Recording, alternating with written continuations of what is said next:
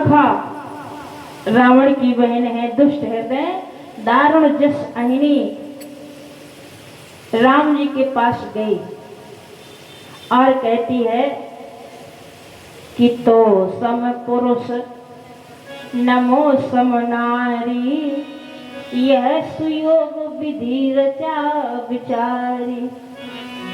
आपके समान कोई पुरुष नहीं। और जैसे ऐसा सूर्पनखा ने कहा तो ब्रह्मा जी की दृष्टि पड़ गई। तो ब्रह्मा जी ने सोचा कि चलो ठीक रहा कि राक्षसों में भी कोई भगवान की स्तुति करने वाला पैदा हो गया। ये शब्द तो स्तुति का ही है ना, कि तो सम पुरुष, यानी आपके समान कोई पुरुष नहीं है, ये स्तुति का शब्द है। लेकिन फिर आगे कहा कि नमो सम नारी, मेरे समान कोई नारी भी नहीं। तब ब्रह्मा जी ने देखा कि ये तो समीक्षा कर रही है, ये स्तुति नहीं है, ये समीक्षा यानी बराबरी कर रही है। और जब दूसरी अर्धारी बोल दिया सूर्पनखा ने, तब तो ब्रह्मा जी ने अपने मस्तक पर हाथ ही रख दिया। क्या कि यह सुयोग विधि रचा विचारी, यह संयोग विधाता ब्रह्मा ने विचार कर रचा है। अब ब्रह्मा जी ने सोचा कि हे भगवान, मैंने सूर्पनखा का संयोग राम जी से कब लिख दिया, लेकिन मेरा नाम बीच में जोड़ रही है। सूर्पनखा बोली कि ये संयोग विधाता ब्रह्मा ने विचार कर रचा है। राम जी ने कहा कि मेरे साथ में मेरी प्रियतमा सीता जी है। बोले सीता जी तुम्हारी पत्नी कैसे बन गई? जनकपुर में तो महाराज दशरथ ने कह दिया था कि लिखा न विधि वैदेही विवाहु, चौपाई है ना, दशरथ जी ने कहा था लिखा न विधि वैदेही विवाहु। तो जब विधाता ब्रह्मा ने वैदेही का विवाह लिखा ही नहीं, तब तुमसे कैसे विवाह हो गया, तुम्हारी पत्नी कैसे बन गई? और ये संयोग विधाता ब्रह्मा ने तो मेरा लिखा है आपके साथ। राम जी ने कहा हे भगवान, बड़ी तर्क कर रही है। तो राम जी ने कहा कि सूर्पनखा एक बात बताओ। बोले हाँ बोलो। बोले तुम कहती हो कि तेरे समान कोई नारी नहीं। अच्छा, नारी किसे कहते हैं? जिसका विवाह हो चुका होता है। तेरे समान कोई नारी नहीं है, इसका मतलब तेरा विवाह हो चुका है, क्योंकि तू नारी है। और तू विवाह करने क्यों आई है?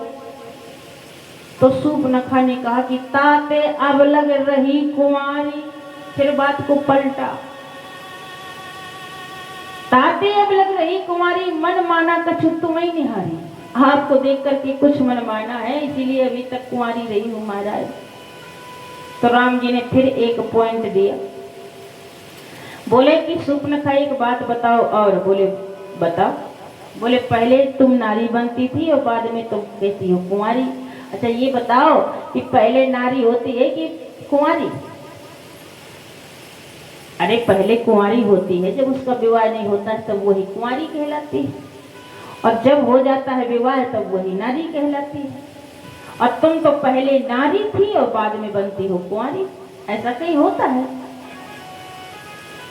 तो ये नियम के विरुद्ध है, इसलिए हम तुमसे विवाह नहीं कर पाएंगे। सूर्पनखा ने समझा कि अब फिर से बात बिगड़ गई। तो कहने लगी महाराज, इतने प्रेम से मैं तुमसे विवाह करने का प्रस्ताव लेकर आई हूं, तुम मेरा अपमान कर रहे हो। विवाह तो कर ही लो। तो राम जी ने कहा कि ठीक है, यदि तुम कहती हो कि तुम कुंवारी हो तो मैं भी बता रहा हूं तुम्हारे लिए कोई रास्ता। और राम जी ने कहा कि आई कुमार मोर लघु भ्राता, जाओ विवाह कर लो, मेरा लक्ष्मण कुंवारा है। यहाँ पर कुछ लोग प्रश्न खड़ा कर देते हैं कि राम जी भगवान होते हुए भी झूठ बोल गए।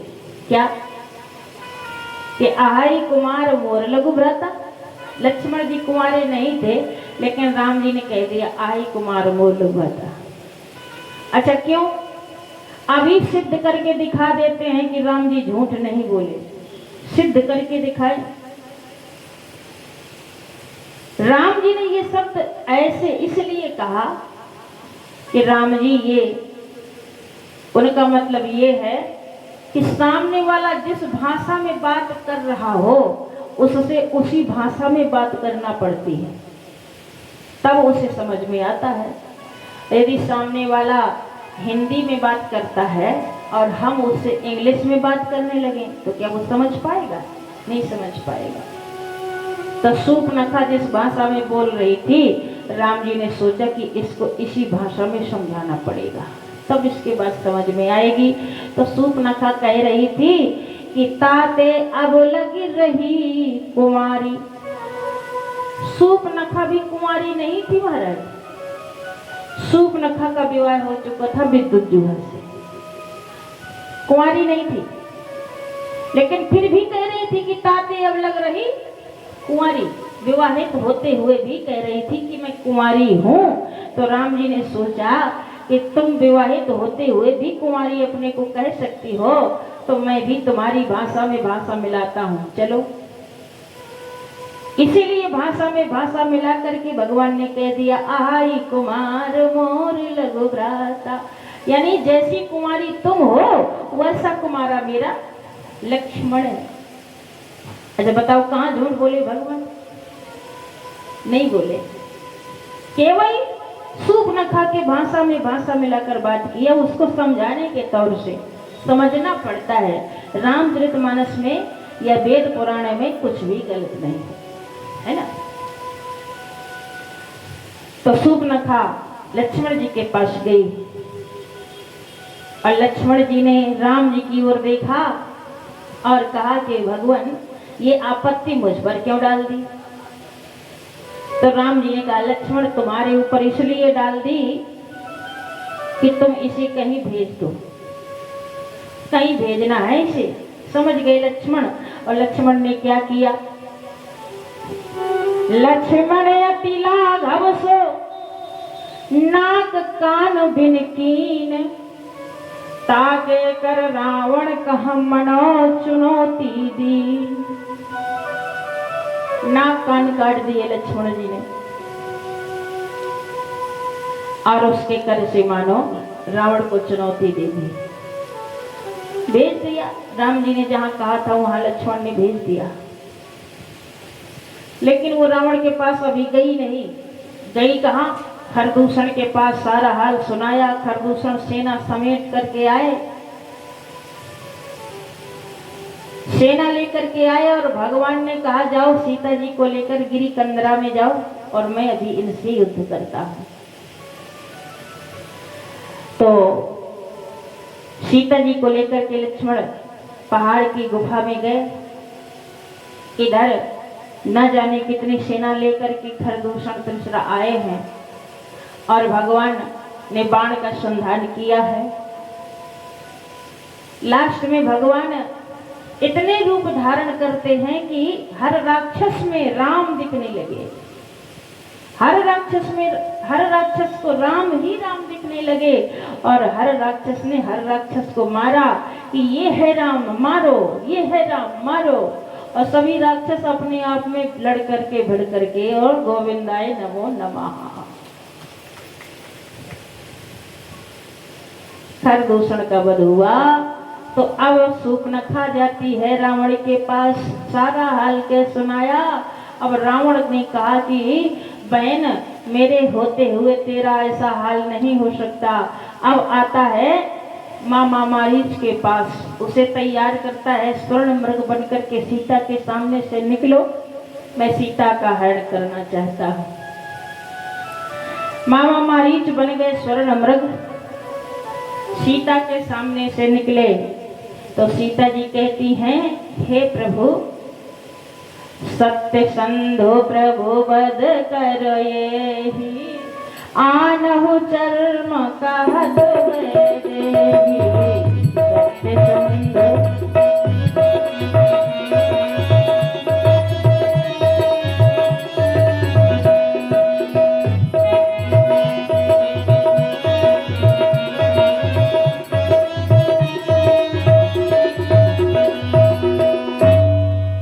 प्रभु इस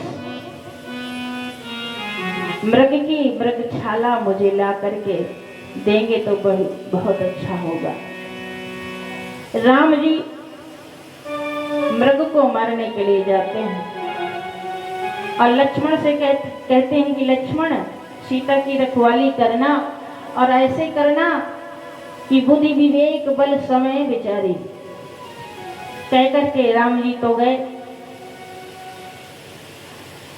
लेकिन वो मृग रावण का सिखाया हुआ है, मामा मारीच, कहीं प्रकट हो जाता है, कहीं फिर छुप जाता है। इस तरह से राम जी को बहुत दूर ले गया और इधर रावण आया, देख रहा है सोनी कुटिया को, दूर ले गया राम जी को। और राम जी ने सोचा कि अब इसकी जीवन लीला समाप्त की जाए, तो राम जी ने एक बाण निशाना लगा करके मारा और जैसे बाण लगा तो मारीच चिल्लाया, हाय राम, हाय लक्ष्मण, हाय लक्ष्मण, हाय लक्ष्मण। राम जी की आवाज बना करके बोला, सीता जी के कान में आवाज पड़ी, लक्ष्मण से बोली, लक्ष्मण तुमने सुना कुछ? बोले हाँ भैया, हाँ माता सुना है। बोले भैया तुम्हारे सहायता के लिए बुला रहे हैं, जाओ जल्दी जाओ।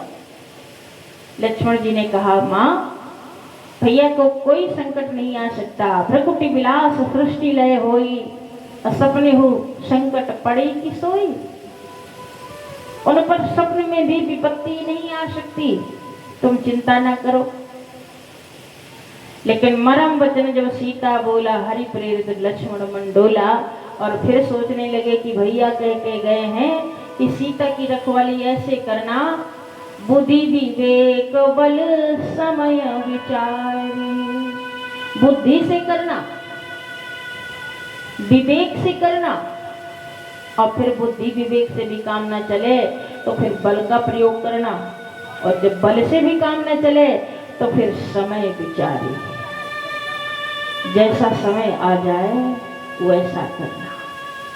लक्ष्मण जी ने सोच लिया कि मुझे लगता है कि समय आ गया, तो बन के देवी देवताओं को सीता माता की सुरक्षा, सीता माता को उनकी सुरक्षा में छोड़ दिया और एक रेखा खींच दी और कह दिया कि इस रेखा के बाहर किसी स्थिति में भी नहीं आना।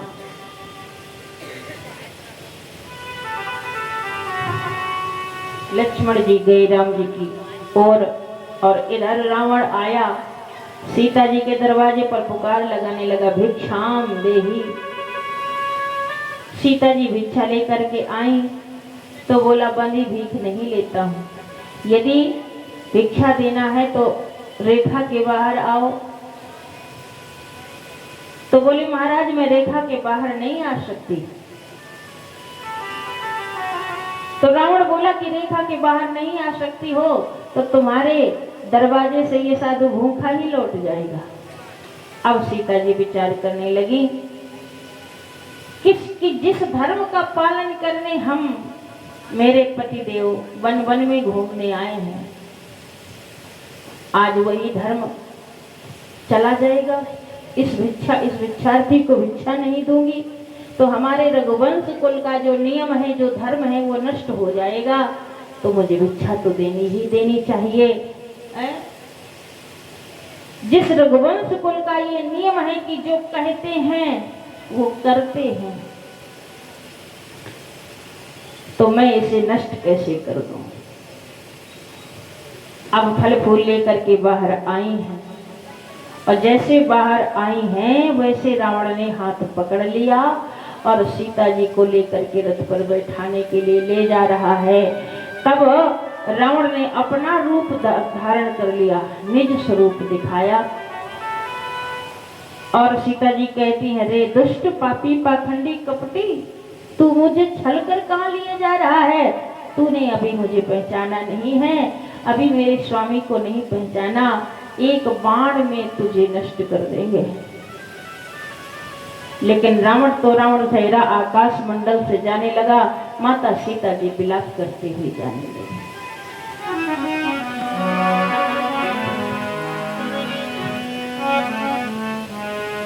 कहाँ जा छुपे हो रघुकुल दिवाकर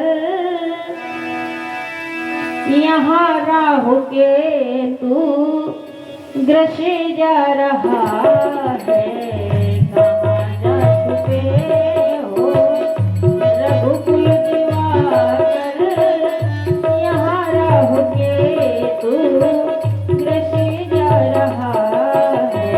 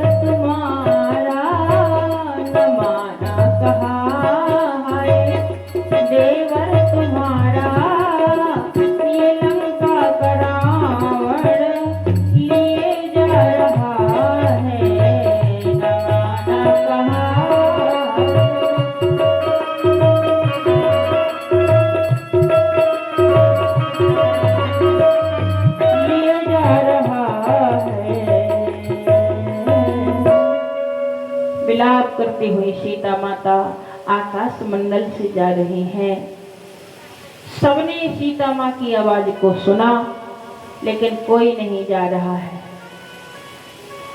परंतु गिद्धराज सुन आरत वाणी, रघुकुल तिलक नारी पहचानी।